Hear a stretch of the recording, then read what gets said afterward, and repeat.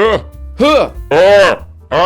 Oh my god, you scared the f***ing goddamn shit out of me. I didn't see you there. You scared the shit out of me, goddammit. I mean, hey guys, welcome back to my program. Welcome back to my daytime talk program. Where we talk about how... Generally speaking, No, Joe. Chinese Joe! Well, guys, I hate to have to tell you this, but the spookiness, the scariness, it's at about a 10 right now. We're at about a 10 right now. It's not good, dude.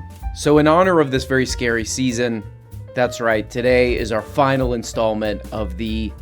What would we call this? Movies that are kind of terrible, but we kind of like them. Horror movies.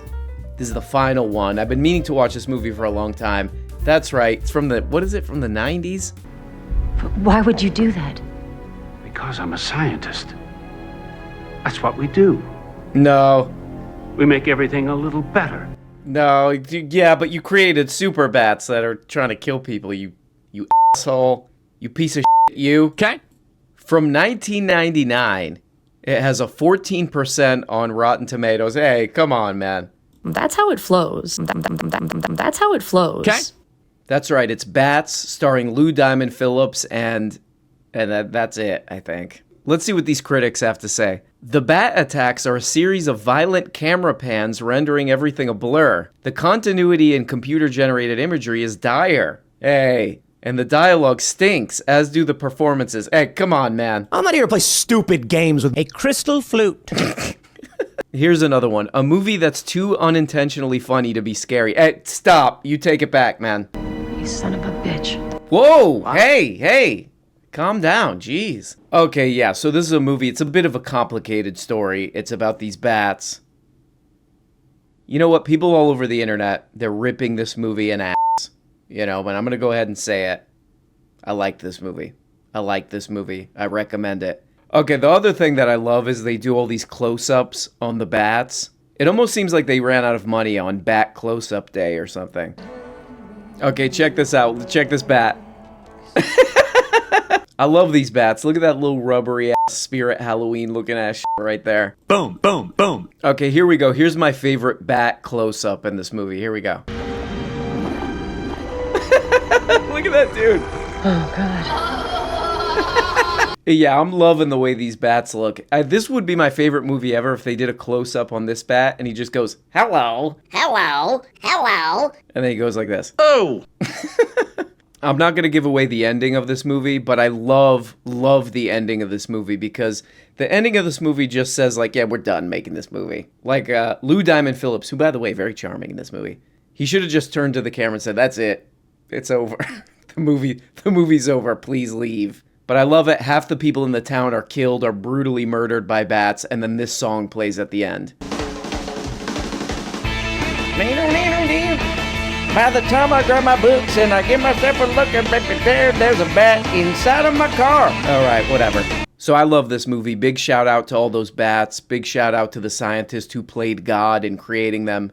So there's a couple things that are considered to be an abomination to God. Oh, now there are some things that are considered to be. Whoa! Hey, I said I'd love to hear about them.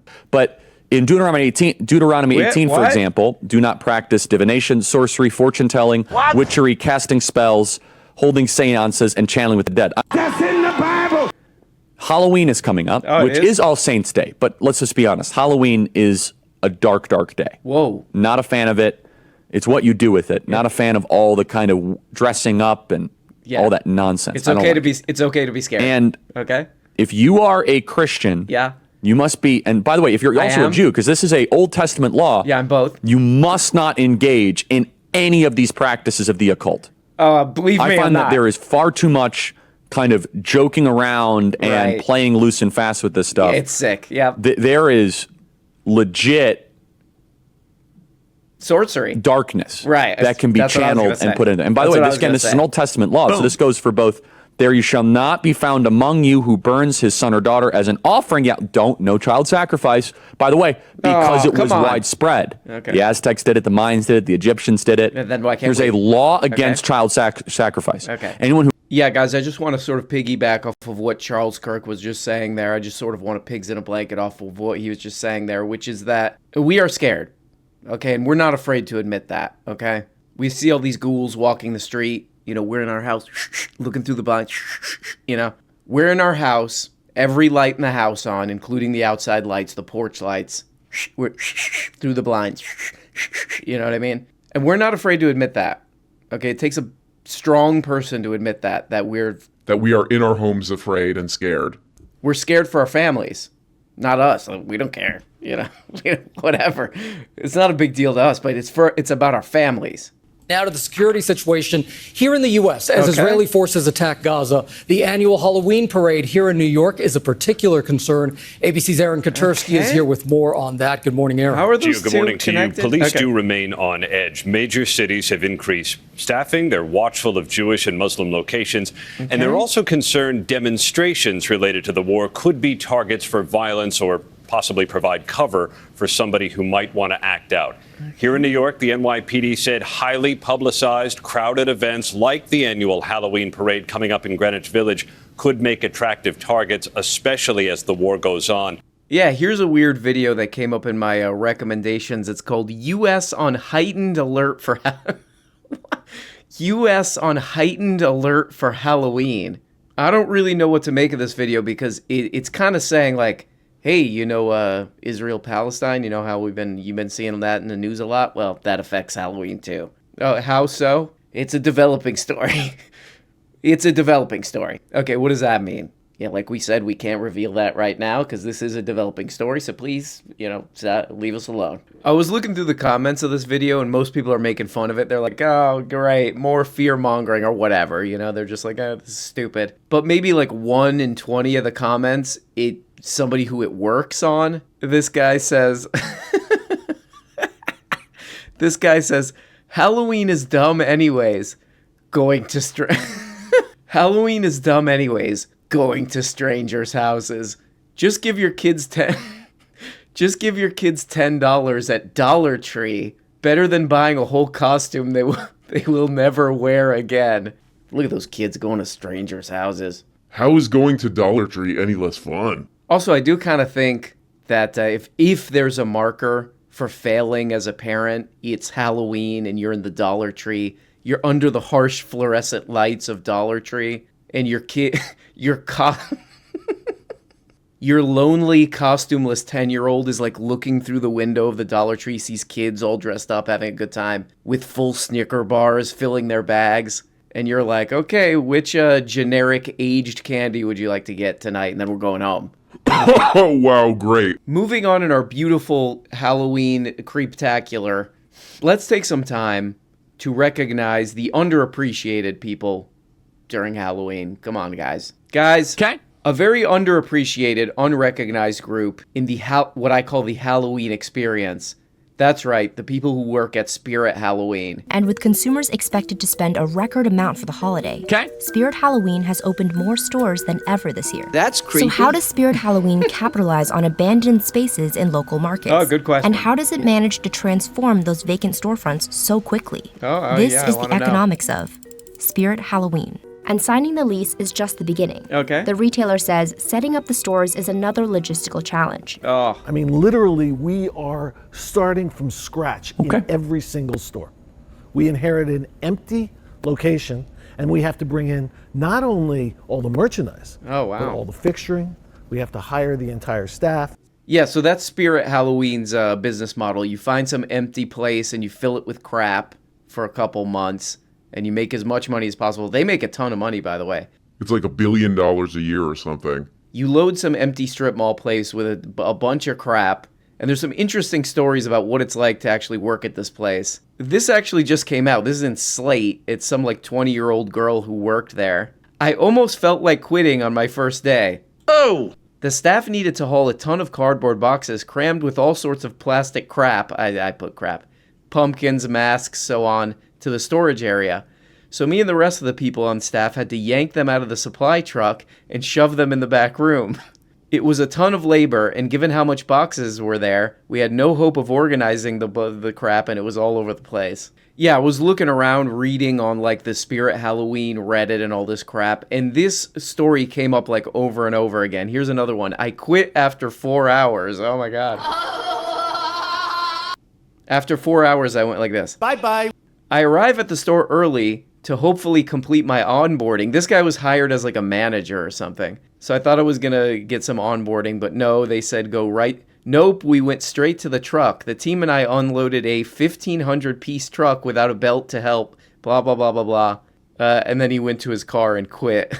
And then somebody replies, I wish I could say this isn't the norm for Spirit, but it absolutely is, unfortunately. I was in the same shock on my first day last year. It was 99 degrees outside, and the only info I was given before arriving was dress comfortably as you will be moving boxes. But I truly believe Spirit isn't transparent about the labor involved because they know many people will not accept the job. Oh no. What's this guy's name here? Zombie Chris. Okay, so he did this exact job. Here we go. What it essentially was just like how you get your friends who call you and say, hey, I'm moving out of this apartment. Would you want to help? Right. No, I would never do it. How many times do people usually say, yeah, I want to help you? Okay. No one does because they know moving day is hell. And that is... Yeah, they say... No. This is essentially what you're doing on your first couple of days at Spirit Halloween Store. Now, God. I don't know if this has changed, but essentially these things called rat packs, these storage units show up, they drop them off, and all your other employees will basically take everything out these rat packs and load them into the store. So that includes heavy fixtures, walls, that are 8 foot, some are 6 foot wide, or 6 foot. I think some of them are 8 foot. They're heavy. Metal frames that are heavy. Oh man. These things will scratch you. They will pinch you. They will leave you with cuts. They will do all sorts of damage to you. And you're trying to do all this in the hot weather. It was so bad that on the first day, by the time we got to lunch, one of the new employees, he said, thank you for the opportunity, but I'm out. Bye-bye. And he left. Working retail already is, it's pretty bad. You have to deal with mutants, creeps all day, This is what working retail is like. People come in and they do this for 8 hours.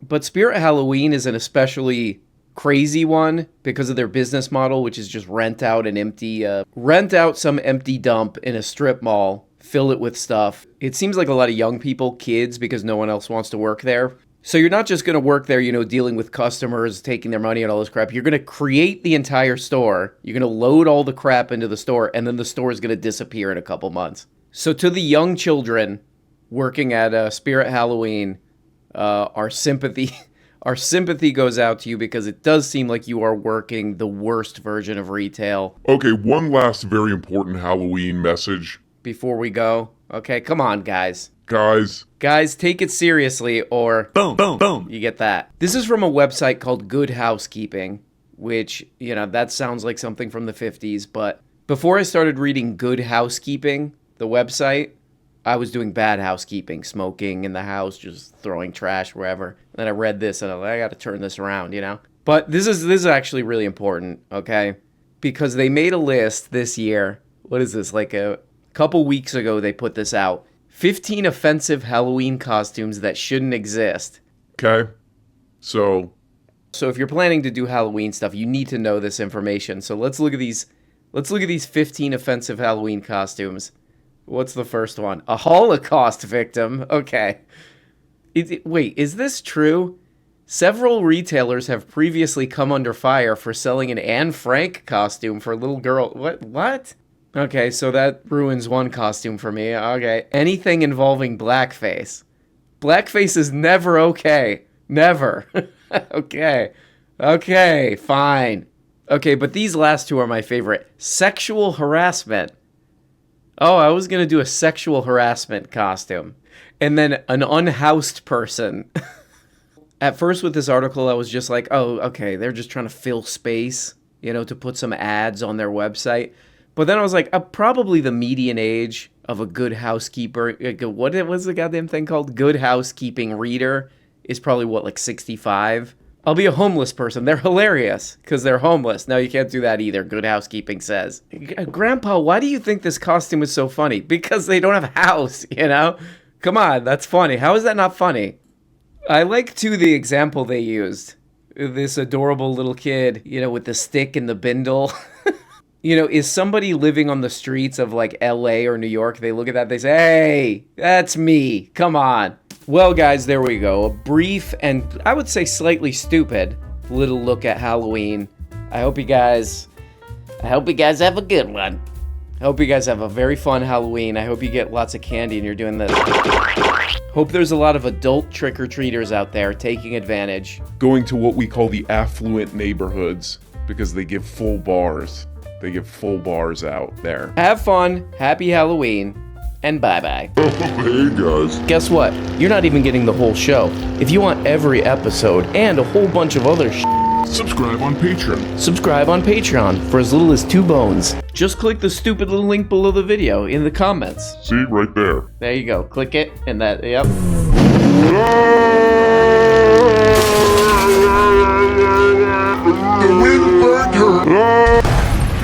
When you become a patron for as little as 2 bones, you get the Tuesday, Thursday, patron-only episodes. You also get the weekly Book-a-Blega show where we talk about important books. The questions and comments thing where you can ask questions and make comments and all this crap. All for less than the price of a rancid Charleston Chew. And for only 25 putrid little dollars, you could become a producer. That's right, support the show and get your name up here. Look at these people. Look at these people, it make the show possible, okay? God. I mean, without these beautiful people, this show goes straight into the dumpster. A rotten, you know, just wet, disgusting dumpster, you know, behind a restaurant. So there's old milk in there. That's where this show ends up without these people. Is that what you want? Okay, I guess it's what you want. I'll just leave. Nope, it's done. It's too late. Okay? Here we go. Here's the dump truck. Here's the dump truck come to pick up the show. This is what would happen with no producers. Thank you.